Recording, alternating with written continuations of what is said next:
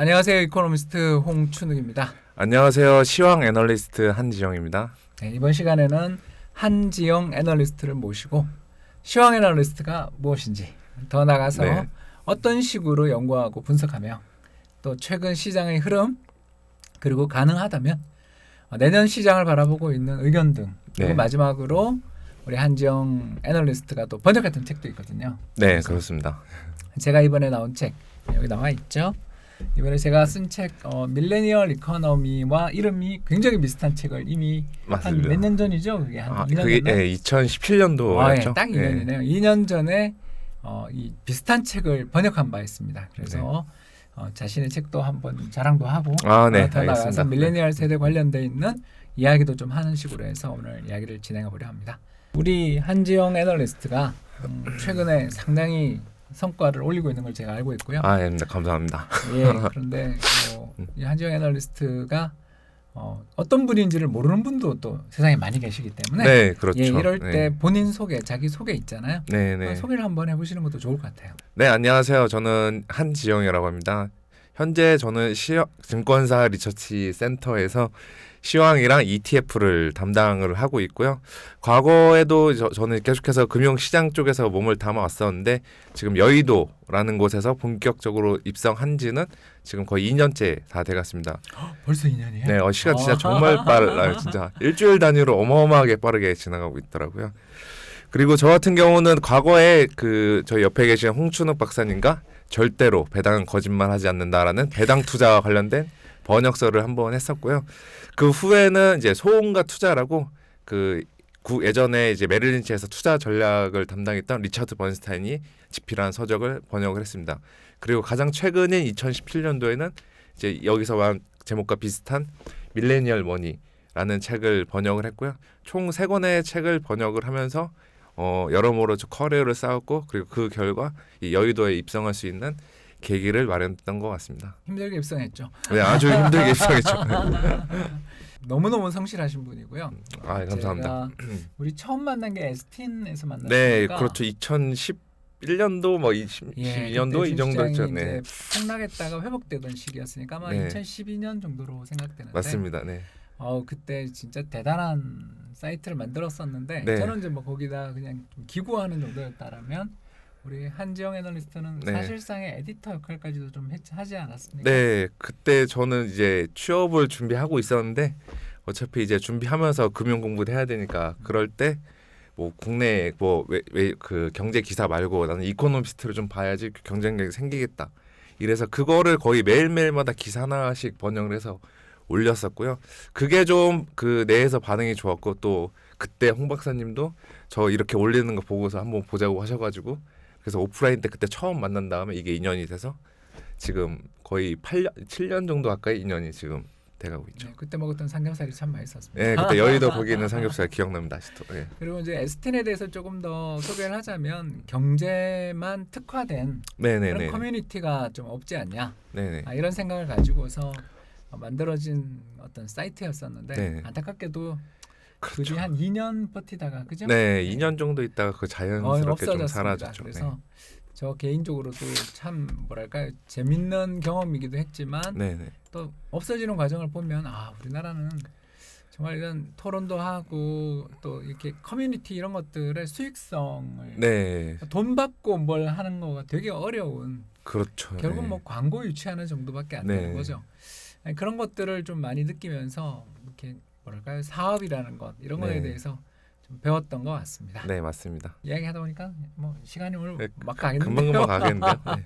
한지영 애널리스트가 네. 담당하는 업무 중에 시황이라는 말이 있었는데 네, 맞습니다. 그게 뭔지 잘 모르시는 분들 많을 것 같아요. 네네. 좀 어떤 일이 구체적으로 좀 사례를 든다든가 해서 한번 네. 설명해 주시면 되게 좋을 것 같아요. 네, 일단 이제 일반적인 인식은 애널리스트라고 하면은 그냥 기업을 분석을 하고 기업을 탐방을 다니면서 그 기업에 대한 보고서를 내는 직업으로 인식하는 게 일반적인 그 사람들에 대한 인식이에요. 그래서 저희 같은 경우도 이제 면접을 보러 신입사원들이나 취업 준비생들이 이제 면접을 보러 왔을 때 너네 애널리스트가 뭐냐라고 하면은 이 투자 전략이라는 거에 대해서는 잘 모르시는 분들이 많고 딱 진짜 기업만 분석하는 이 업무만 하는 줄 아는 친구들도 되게 많거든요. 근데 이제 잘 아시다시피 애널리스트 리서치 센터 내에도 기업이랑 그다음에 투자 전략이라는 파트가 크게 두 가지 있습니다. 그래서 기업은 말 그대로 기업을 분석하는 거고 투자는 일종의 탑다운 방식으로 위쪽에서 아래로 내려오면서 분석하는 즉 탑다운이라는 말이 이제 네. 하향식 투자를 네. 이제 영어의 원서에서는 탑다운이라고 부르는데 맞습니다. 네. 결국 이제 투자 전략팀이라는 것은 네. 탑다운 전략을 좀 제시하는 곳이다. 네, 그렇죠. 네, 볼 수 있겠군요. 그리고 이 투자 전략 그 매크로 변수 같은 것도 특히나 우리나라 같은 경우는 이제 그 미국이나 유럽, 뭐 중국 이런 다른 나라 국가들의 변수나 정치 상황들 이런 것도 굉장히 중요하기 때문에 이제 전략팀에서는 그런 것들을 토대로 이제 전체적인 시장을 분석해서 내려가는 거고요. 그리고 투자 전략팀 내에서는 또 롤이 좀 몇 개가 있습니다. 그래서 말 그대로 전략 그리고 이코노미스트 즉 경제를 분석하고 특히 금리, 환율 그렇죠. 이런 것들을 네. 예측하시는 분들이 이제 그게 이제 박사님이 전에 하셨던 업무고 그 다음에 이제 또 요즘에는 퀀트라는 그 롤도 생겼습니다. 그래서 말 그대로 정량적인 분석, 컴퓨터나 뭐 엑셀 그다음에 뭐 코딩 같은 것들 다양한 이제 정량적 기법을 통해서 이제 시장을 분석해 나가는 담당이 있고요. 이제 다른 하나는 이제 제가 아는 시황인데 시황은 그냥 말 그대로 매일매일 시장 상황을 전달하는 겁니다. 그래서 오늘 시장에 무슨 일이 있었고 또 주가가 급등할 때 이게 대체 어떻게 왜 주가가 오르고 빠졌냐 이런 것들을 분석하면서 이제 그 고객들, 펀드 매니저들 그리고 외부에 제 의견을 전달하는 그런 역할을 하고 있고요. 특히나 우리는 앞서 말씀드렸다시피 우리나라는 미국 주식시장이랑 굉장히 연관성이 높기 때문에 저 같은 경우는 출근은 좀 생각보다 일찍 합니다. 그래서 매일 6시 이전에 출근을 해서 그 미국장이 보통 5시에 끝나는데 저는 이제 그때 끝났던 미국장 내용들을 정리해서 아침 7시 전에 저희 고객들한테 문자나 메시지로 이제 발송을 해드리는 이런 역할을 하고 있습니다. 굉장히 힘들어 보입니다. 네, 뭐 근데 이게 익숙해요. 이제 2년 정도 되니까. 네. 일단 뭐 한지영 씨 딱 네. 모습만 봐도 근육 체질이잖아요. 굉장히 운동도 좋아하고 그런 스타일. 아, 예, 근데 운동을 진짜 해야 더 열심히 해야 될 것 같더라고. 이게 몸을 만드는 게 아니라 최대 체력을 늘리려면은 진짜 운동이 좀 필요하다고 생각해서 요즘엔 진짜 건강을 좀 관리하려고 생각하고 있습니다. 돌발 질문 하나 해도 돼요? 네, 해주세요. 미국 시장이랑 한국 주식시장이 밀접한 연관을 맺고 있다고 참 이야기를 잘 해주셨는데 네, 네. 이건 이제 동조화돼 있다라고 그렇죠. 저희들이 부르는데 왜 요새 근데 미국은 지금 S&P 그러니까 스탠다드 앤드 푸어스사에서 선정한 지수인데 미국을 대표하는 500대 기업들 그렇죠. 모아서 S&P 500 지수라고 하는 지수가 대표적인 지수인데 이게 지금 사상 최고치를 계속 향해서 트라이를 하고 있죠. 중인데 네, 맞습니다. 우리는 사상 최고치는 2,600이지만 네, 그보다 한 500포인트 밑에서 지금 뭐 또 얼마 전까지는 사실 몇몇 그 바이오 종목들을 중심으로 해서 급등락이 출현하기도 했잖아요. 대체 미국이 그렇게 세계 경제에서 중요한 역할을 하고 또 그 시장이 굉장히 중요하다면 거길 따라가는 게 맞겠지만 네, 맞습니다. 요즘 왜 그렇게 좀 달라졌을까요? 과거랑은 좀 달라진 게 저는 여전히 일단은 제일 원론적으로 이익에 대한 좀 기대치가 여전히 한국이랑 괴리가 있다라는 측면이 좀 있다고 볼 수 있을 것 같아요. 감익이 올해 우리는 네, 예상이 되는데 지금 어차피 감익 같은 경우는 올해 초부터 우리나라 이익은 안 좋다고 예상을 하고 있었는데 이게 다들 지금 기다리는 게 언제 턴어라운드 찍고 돌아서냐인데 이게 계속해서 도는 시점이 지연되고 있고 미국 같은 경우는 뭐 그래도 여전히 지금 미국도 3분기에는 감익이지만 그래도 4분기 이후로부터는 돈다는 시그널이 많이 보이고 있거든요. 그러다 보니까 좀 이익 측면에서도 차이가 나는 경우가 있고 펀더멘털의 차이가 가장 컸다. 그렇죠. 네, 저도 그렇게 보시면 될 것 같습니다. 네, 뭐 그 밖에는 또 다른 의견은 없으시고요. 다른 요인을 좀 개인적으로 생각을 해 보자면은 수급적인 측면에서도 좀 말씀을 드릴 수 있을 것 같아요. 특히나 우리나라는 개인들 이런 수급보다는 기관과 외국인의 수급이 굉장히 중요하고 특히나 그 중에서 외국인의 수급이 중요한데 지금 아직까지 외국인 수급이 최근 3거래일 동안은 좀 순매수로 돌아서긴 했는데 거의 여름 이후로는 사실상 5월 이후로는 계속해서 빠지고 있는 상태였거든요. 저는 이제 그거 같은 경우는 좀 일종의 환율적인 측면에서 한번 접근을 해볼 수 있다. 달러 강세다. 네, 달러 강세. 네, 이 그림을 잠깐 보면 설명을 해드리면은 일단은 먼저 우리나라 같은 경우는 우리나라 주식 투자를 할 때 그 원화 수익률, 코스피 상승률, 투자 수익률만 보면 되는데 외국인 입장에서는 이 지수의 투자 수익률 말고도 환율, 즉 FX라는 손익을 좀 체크를 해봐. 걔네들한테는 굉장히 중요합니다. 왜냐하면 우리나라 지수 뭐 10% 올랐는데 얘네들 환율이 그 달러가 뭐 10% 빠지면은 그냥 사실상 외국인들이 가져가는 수익은 제로잖아요. 저는 그런 측면에서 지금 최근 외국인 수급이 잘 안 들어오고 있는 것도 환율에 좀 영향이 있다고 보면 되는데, 여기 그림에서 보시면은 올해 1월부터 지금 4월까지 거의 원달러 환율이 1110원에서 1140원 이 정도에서 거의 플랫하게 움직였었고, 그리고 이 기간 동안에 외국인들은 국내 주식을 엄청나게 많이 샀습니다. 근데 문제는 4월 말부터 5월부터 환율이 그때 저 중국 위에나 그러면서 1,200원까지 급등을 하게 되고, 지금도 그런 상황이 계속되면서 거의 1,200원 선? 최근에 좀 내려왔지만 거의 5월부터 9월 말까지는 1,200원대 내외에서 계속해서 움직였거든요. 근데 이 당시 때 외국인 같은 경우는 사실상 이 원달러 환율의 손실이 좀 컸었다는 거죠. 그래서 그때 샀던 게 손실이 나버린 거예요. 네, 그러다 보니까 일종의 좀 얘네들 입장에서는 FX 손실에 대한 부담감 때문에 좀 보유 주식을 좀 더 비중을 줄여 나가자, 국내에 대한 이런 측면에서 계속해서 좀 국내 외국인 수급이 좀 안 들어왔다고 보고 있고요. 다행히 최근에 환율 거의 1,170원대로 내려오고 있는 상황에서 이제 외국인 수급도 조금씩 업턴하고 있는데 개선되지 않을까. 그렇죠. 아직 가시화는 안 됐다. 그렇죠. 저희는 이 장사는 전망을 하게 되니까. 아주 좋은 이야기를 해주신 것 같아요. 이 대목에서 잠깐 이야기 화제를 좀 돌려볼까요? 왜냐하면 주식시장의 미래, 향후 어떻게 시장이 어떻게 될 것인가에 대한 전망은 또 할 계획이라서 조금 더 나가면 그냥 경제 전망, 주식시장 전망 부분이 다 끝나버릴 것 같아요. 자, 그러면 새로운 질문을 하나 드려보도록 하겠습니다.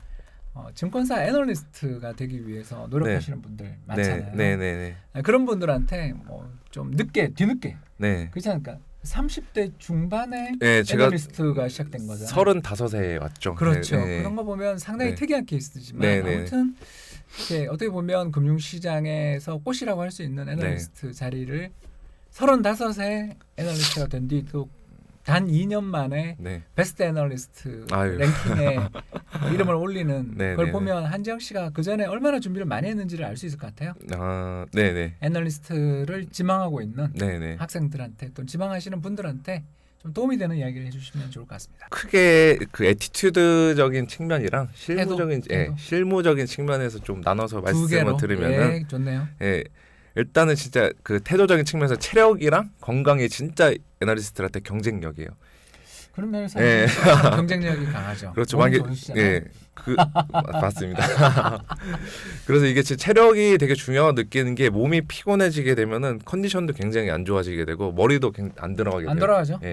그리고 나태해지는 내 자신과 되게 타협을 하기가 쉬워져서 이게 애널리스트한테는 정말 경쟁력 저하의 요소거든요. 정신력은 결국 육체의 컨디션에 상당 부분 영향을 받는다라는 걸 맞습니다. 정신력으로 자꾸 그렇게 하면 안 된다라는 이야기를 할 수 있겠군요. 맞습니다. 그리고 또 다른 하나는 박사님도 자주 저랑 얘기하시는 건데, 꾸준함. 이게 진짜 이것도 되게 굉장히 컨시스턴스 이게 되게 중요합니다. 왜냐하면 처음에 보통 이제 이곳에 발 디디면은, 애널리스트로서 발 디디면은 어떻게든 내 이름 빨리 알리려고 막 무리하게 뭐 보고서를 작성을 하거나 되게 일을 하게 되는데 서두르게 되는데, 그렇게 되면 진짜 그르치는 경우가 좀 많습니다. 그래서 꾸준한 태도를 좀 길게 보시면은 이게 상당히 진짜 뭐 4, 5년 뒤 입상했을 때 그때 훨씬 더 좋은 결과가 나올 수 있다고 보고 있고요. 또 하나, 꾸준함 저 같은 경우 중요한 게, 저 애널리스트 같은 경우는 항상 같은 주제만 가지고 쓰는 게 아니거든요. 예를 들어 뭐 지금 미중무역 분쟁이나 연준의 금리나 이런 것들이 하던데, 이런 것만 가지고 주제를 쓰는 게 아니라 어쩌다가는 좀 생소한 주제, 예를 들어 좀 뭐 유럽의 내용들이나 좀 아니 뭐 이머징 마켓, 뭐 브라질 이런 데를 내용 좀 생소한 주제를 가지고 써야 될 때인데, 문제는 이럴 때 그동안 누적했던 데이터, 많이 사용했던 데이터들을 하는 게 아니라 새로운 데이터들을 확보하고 막 온갖 구글링 검색하고 다 돌아다니면서 데이터를 확보해야 되는데, 진짜 그게 힘들죠. 이거 정말 짜증나고 어디서부터 어떻게 해야 될지 되게 막막할 때 많은데, 이거를 이길 수 있는 방법은 진짜 꾸준함, 그리고 앞서 들었듯이 체력, 이거 두 개가 좀 받침이 돼야 됩니다. 태도라는 것을 좀 생각해 보면 굴하지 않는. 그렇죠. 이렇게 실수를 하고 또 주변 분들 시니어 애널리스트, 그러니까 10년 차 이상의 애널리스트들이 보기에는 처음에 시작할 때 굉장히 좀 우습거든요. 그렇죠. 박사님은 거의 20년 넘게 하셨으니까 이게 진짜 딱 다 보이시겠죠. 뭐 이코노미스트만 그 정도 했기 때문에 좀 이렇게 보면 그 이코노미스트를 지망하는 어떤 그 학생들한테 이야기를 많이 해주는데 똑같은 이야기를 들었던 것 같아요. 한지영 군이 저는 그때 그 이코노미스트라는 세계적인 경제지를 거의 매일처럼 번역하는 거 보면서 되게 감동했었어요. 야, 그게 왜냐하면 이코노미스트지가 되게 영어가 좀 어려운 영어예요. 그러니까 좀 어려운 교양 영어라고 해야 되나? 좀 아무튼 영국의 그 기반을 두고 있어서 그런지 저희가 잘 안 쓰는 용어들도 되게 많고 관용어구도 굉장히 많이 그렇죠. 쓰고 그 어려운 걸 거의 매일처럼 하는 거 보면서 야, 정말 성실하고 또 몸을 한번 보니까 되게 또 건강하신 것 같아요. 예, 감사합니다. 그래서 아무튼 그때부터 이미 애널리스트로서의 어떤 준비 이런 것들은 벌써 7년 전, 뭐 6년 전 이야기지만 잘 돼 있었던 게 아닌가 동행이 공감하게 되는 것 같아요. 또 이야기해 주시죠. 네, 그리고 좀 실무적인 차원에서 말씀을 드리면은 일단은 뭐 진짜 엑셀 작업을 얼마나 잘하느냐에 따라서 그 위에 선배 아래들과 고객들에 대해 평들이 좀 많이 달라집니다. 제가 별명이 홍 엑셀이었어요. 많이 유명하다 많이 들었습니다. 그때 그래서, 정말 다 매크로 짜서 했거든요. 그래서 엑셀 수식이나 함수 좀 자유자재로 다룰 수 있으면은 이거는 정말 그 이 금융권 내 특히나 애널리스트 사이에서도 되게 경쟁력이 있는 요소고요. 그 요즘에는 이제 뭐 코딩 같은 거 뭐 파이썬, C 언어, VBA 이런 것들도 같이 할 줄 알면은 진짜 그야말로 금상첨화라고 좀 볼 수 있습니다. 그리고 다른 거 하나는 좀 추가적으로 말씀을 드리면은 데이터 관련된 건데요. 일단 데이터 확보 능력도 굉장히 중요합니다. 그래서 어디에 뭐가 있는지 그런 것들을 빨리빨리 체크하고 알아놓는 것도 이것도 굉장히 본인들의 나중에 경쟁력이 엄청난 그 도움이 될 걸로 보고 있고요. 특히나 이제 흔히들 이제 많이 여의도에 오면은 다들 사람들이 얘기하는 게 자신만의 무기를 가져라. 아는 게 이야기를 많이 해요. 몇 명 되겠어요? 근데 그 진짜 무기를 갖는 게 정말 쉽진 않은데 저는 그래도 최소한 그 무기가 될 수 있는 원천은 데이터 확보의 능력에 있다라는 좀 말씀을 드리고 싶어요. 요즘은 그 학교에서도 블룸버그나 데이터 스트림을 이용할 수 있는 그런 좋은 학교들이 있고요. 아이디를 가지고 있으면 또 뭐 인터넷으로 접속하는 그런 데이터베이스들도 있기 때문에 미리미리 좀 한번 그런 어떤 데이터가 있는지 한번 열어보고 데이터의 맞습니다. 특성을 알아보기 위해서 뭐 전년 동기 대비 증가율이라든가 비중이라든가 이런 것들을 좀 엑셀을 활용해서 그 데이터들을 잘 한번 이렇게 뭐랄까 일목요연하게 정리하는 그거 정말 중요합니다. 그렇죠. 뭐 예를 들어서 어떤 지수를 받았다면 이 지수의 어떤 연환산 복리 수익률은 몇 퍼센트일까?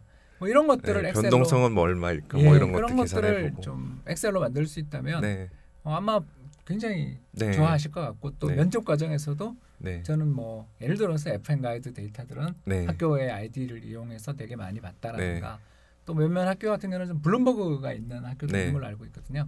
그럼 블룸버그에서 블룸버그만 잘 다뤄도 저는 솔직히 먹고 사는데 지장이 없다라고. 진짜 블룸버그 하나만 잘 다루면은 이거 되게 도움 많이 됩니다. 그래서 뭐 워낙 데이터가 방대하잖아요. 그렇죠. 블룸버그만 자유자재로 좀 다룰 수 있는 능력을 가지고 있다면 그 사람은 뭐 절대 밥은 굶지 않는다고 이야기하니까요. 그 교육의 기회들 이런 것들이 또 있거든요. 무료로 해주는 것들도 있어요. 그래서 그런 교육도 받아보고 또 거기 블룸버그 데이터를 연동시켜서 그렇지 않습니까? 데이터를 다운로드 자동으로 다운로드 할 수 있게 엑셀로 그 하는 여러 가지 애드인이라는 그런 것들 기능들이 있기 때문에 그런 걸 한번 해보는 경험. 그걸 가지고 데이터를 받아보고 정리를 할 수 있는 그런 능력들을 학교에서 미리미리 준비하셔도 상당한 도움이 되지 않겠나요? 네, 맞습니다. 그리고 추가로 하나 더 말씀을 드리면 데이터와 관련해서 그 데이터 확인하는 것들도 굉장히 중요해요. 예를 들어 어떤 뭐 경제 뉴스나 기사에서 뭐가 얼마큼 올랐다라고 했을 때 그게 진짜 그 기사대로 맞는지 그 관련된 사이트나 진짜 그 데이터베이스 들어가가지고 직접 본인이 확인하는 습관을 길들이는 것도 애널리스트로서 굉장히 중요한 걸로 보시면 될 것 같습니다. 옛날 뭐 재벌그룹 회장님이 정말 해봤어? 라는 그 표현을 많이 쓰셨다고 들었는데 그런 것들 직접 확인해보는 게 진짜 중요한 것 같아요. 아주 중요한 이야기를 하신 것 같습니다.